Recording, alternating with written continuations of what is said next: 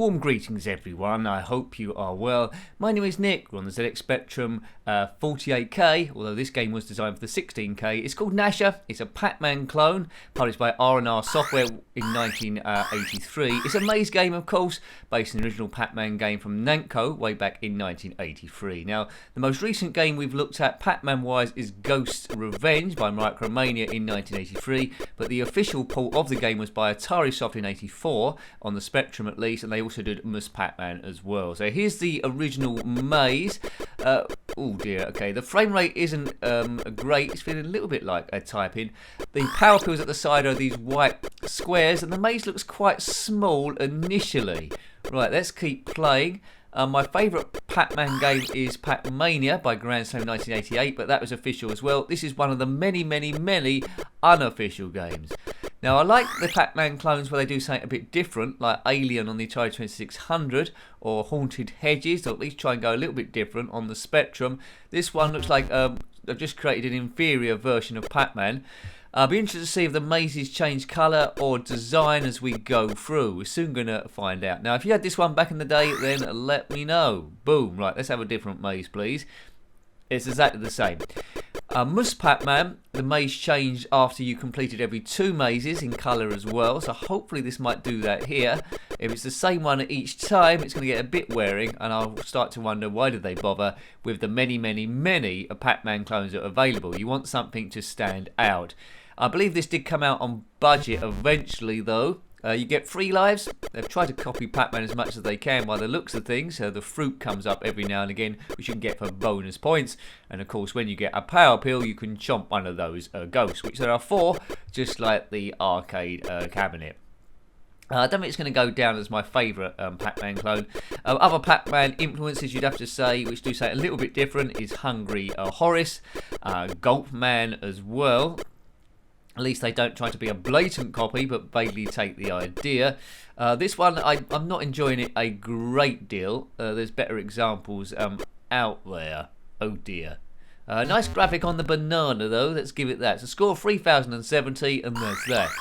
At the end of each go, there is an opportunity, if you want to save the high score to tape. I don't know why you'd want to do that. I risk ruining the game as far as I'm concerned. So this one's called Nasha. The only thing I knew called Nasha back in the day was from the Beano comic, and it was Dennis the Menace's cantankerous and mischievous dog.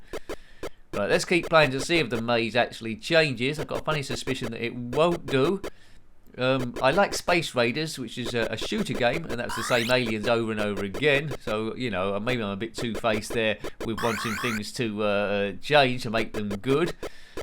It's Pac-Man. No, it's not. It's Nasha. No, it's not. It's Pac-Man. Who is it? I don't know. It feels, the controls feel a little bit clumsy. They don't feel 100% responsive.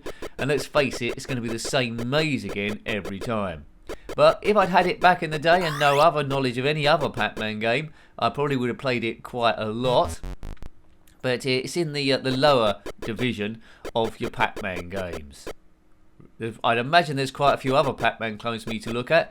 We've looked at loads. Monster Muncher springs to mind. There's probably loads I can't think of. But anyway, well, we'll hit them every now and again because there was so many. It's probably one of the most cloned games, along there with Galaxian and Space Invaders as well. Bit by bit. But it was a budget title, I think, eventually. So for a budget game, 1983, can't be overly harsh on the thing. Designed for the 16K, we're emulating it on the 48K. I don't think the ghosts have got a name in this one. Blinky, Pinky, Dinky, Sinky, and the other one, Ken. So I've got a select system with Pac-Man. I try and take the pills out nearest the power pills. Try and get all the tricky ones. Generally the power pills up the top of the hardest to get. There we go. Please, a new level. No, it's the same one over and over again. I mean, as a kid, where's the incentive to keep playing this apart from trying to get a high score, which I have now got? Boom. Pac-Man. Where would retro gaming be without Pac-Man? There is a Pac-Man pinball table, on the Game Boy Advance at least. I reviewed that quite some time ago. I think you get 2 tables on that one. But I prefer Pac-Man when he's in these maze sort of scenarios. Well, I'm going to complete this again. The ghosts don't seem to be getting any quicker each time, do they? They seem to be staying the same. The list of our fruit we've collected along the bottom. It's the same maze again.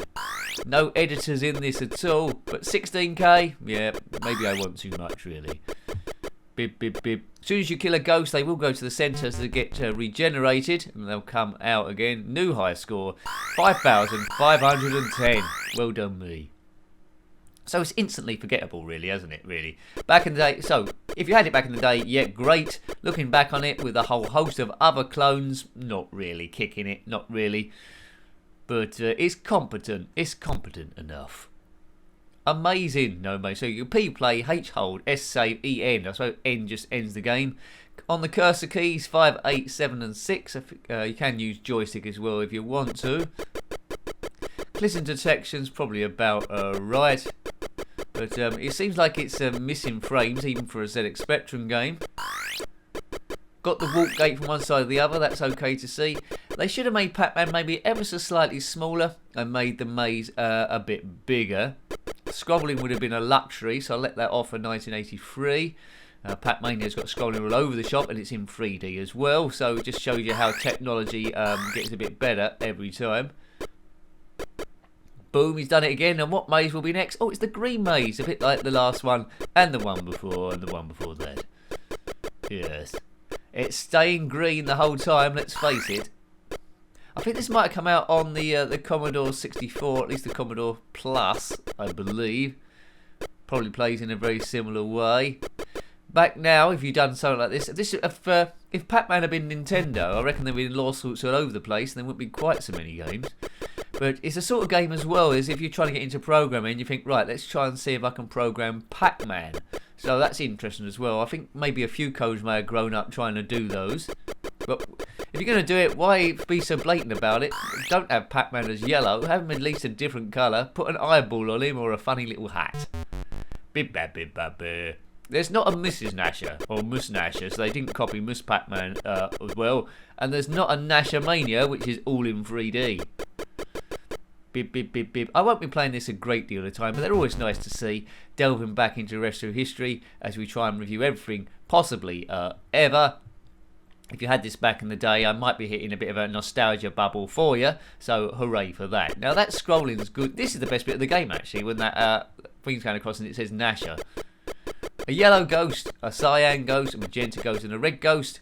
If I come back as a ghost, I'd like to probably be magenta. That's quite sexy. Hooray! Right, flash 1. Good. You could eat all the ghosts. They seem to be stuck down there.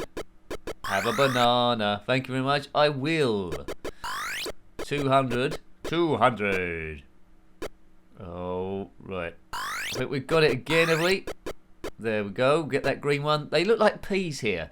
Eat your vegetables, kids. Perhaps it's trying to get kids to eat their vegetables here. R&R software. I don't think they still exist. I could be wrong though. Yeah. It's a nowadays it's a copyright nightmare. They'll never get through. Lemons, thank you. So we're trying to beat 5,510. So that's the only incentive in this, to try and beat your high score from before. We're going to need a few stages or a few bits of fruit. Right, 3,160. Let's do this thing and then let's get out of here. We got better stuff to do than play this. It's not bad. It's not brilliant either. It does the bare minimum. Ghosts are quite big.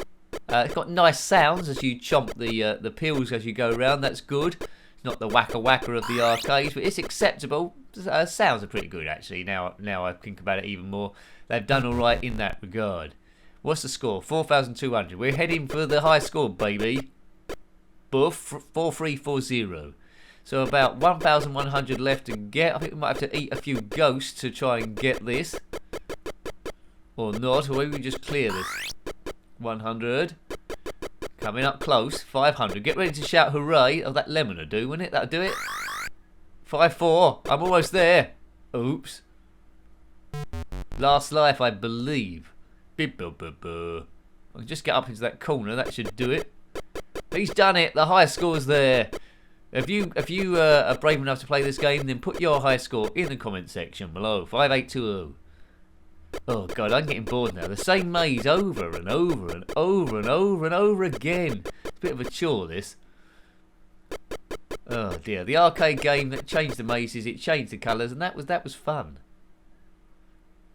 Right. Once you get used to this, because as I say, I don't sense any speed up with the Ghost. You could be playing this for ages and ages, doing exactly the same thing each time. I'm trying to make this a bit different. Oh, I've been killed by a red ghost. That is a darn shame. Oh well, what can you do? But it's a new high score, 6870. If you're doing that on the motorway, you definitely get a ticket, I believe. Well, hope you liked having a look at that. That was Nasha, published by R&R Software in 1983, designed for the 16K Spectrum, but being emulated on 48K. It's okay without being brilliant. It's acceptable without being rememberable. So that's pretty much what I can say. Now, if you've got any comments about this game or similar games or anything retro, then please put that in the comment section below. You're always more than welcome, and I love reading your comments there. Until next time, take great care of yourself and are very fond. Goodbye. Goodbye.